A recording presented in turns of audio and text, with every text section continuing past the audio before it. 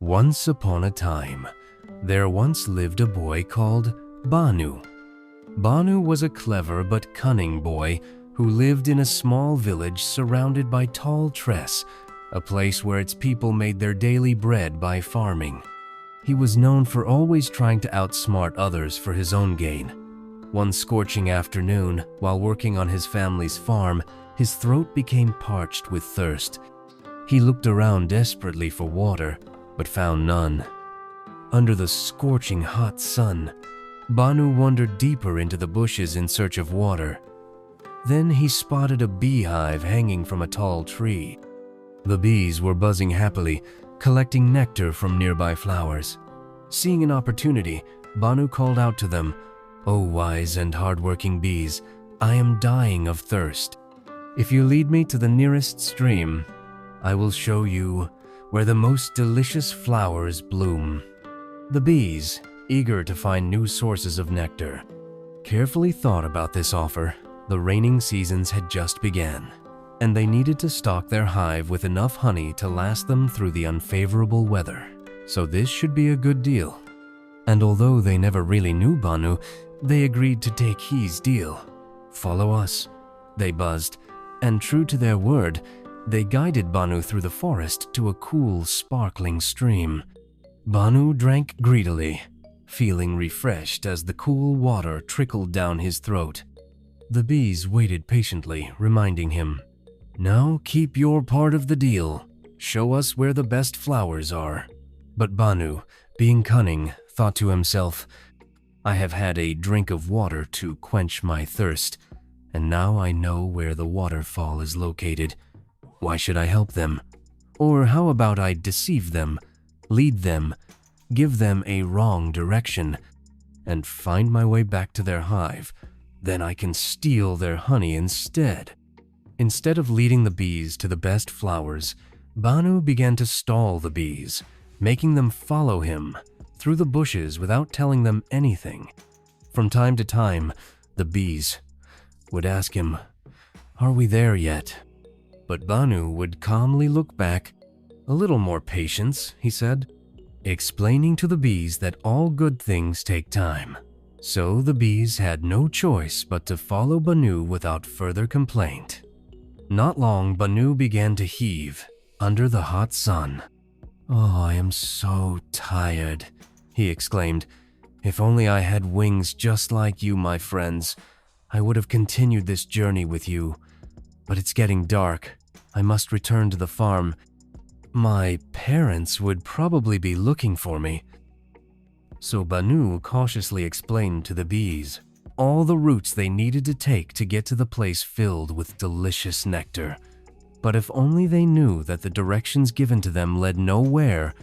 Banu bids the bees a farewell and began heading back to the direction they had initially come from, unknown to the bees, who simply thought that he was going back to the farm to meet his parents.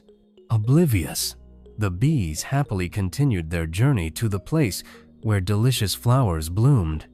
Banu secretly hid behind a big tree and waited for the bees to leave. Then he made his way back to the beehive and began to steal the honey the bees had left behind, scooping the delicious honey into a jar. While the bees circled a particular route over and over again, then they began to recognize the trees and patterns. "We've been here before," one of the bees pointed out, as the other bees came to a halt. Looking around in confusion, the bees were puzzled. "Yes," another bee pointed out, "we've been going around in circles. The direction Banu gave us leads nowhere. No nectar. We've been lied to." The bees were hit with a sudden wave of realization that they've been buzzing around for nothing. But why would he lie to us? The bees thought, and soon they realized that Banu had tricked them. Immediately, the swarm of bees headed back to the hive, and just as Banu reached into the hive, stretching out his hands to steal the last golden honeycomb, a loud, angry buzzing filled the air. The bees had returned, furious at his betrayal. "You lied to us! You tricked us!" they cried. "Now you shall pay the price for your dishonesty. Before Banu could escape, the bees swarmed him. Buzz, buzz, buzz. They stung him on his arms, legs, back, and face. He screamed in pain, waving his arms wildly, but the bees were relentless. He ran as fast as he could, but they followed him, teaching him a lesson he would never forget. Banu fell to the ground, sobbing. Only then did he realize that the bees had worked so hard to make their honey, yet he had tried to steal it without effort. He understood now that those who work hard deserve the fruit of their labor. The bees eventually left him alone and collected all the honey Banu had stolen from the hive. They also gave him a stern warning. Never again shall we trust you. You have shown yourself to be unworthy of friendship and honesty. Banu felt ashamed. He had not only lost the bees' trust, but also learned that once lost, trust is difficult to regain. When he returned to the village, covered in stings, his mother scolded him. Banu, your cunning ways have brought you nothing but trouble. If you had been honest, you would have gained the bees' friendship and the reward of their honey in the future. Banu nodded, still rubbing his swollen face. From that day, Banu learned a hard lesson, and he vowed to always keep his promises and never betray those who had helped him. The story of Banu and the angry bees teaches us that breaking one's trust for selfish gain may seem like a clever move, but it always backfires.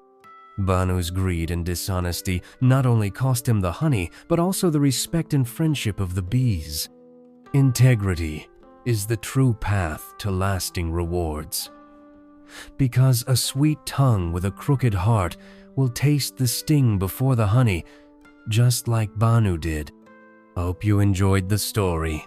Thank you for watching, and see you again soon.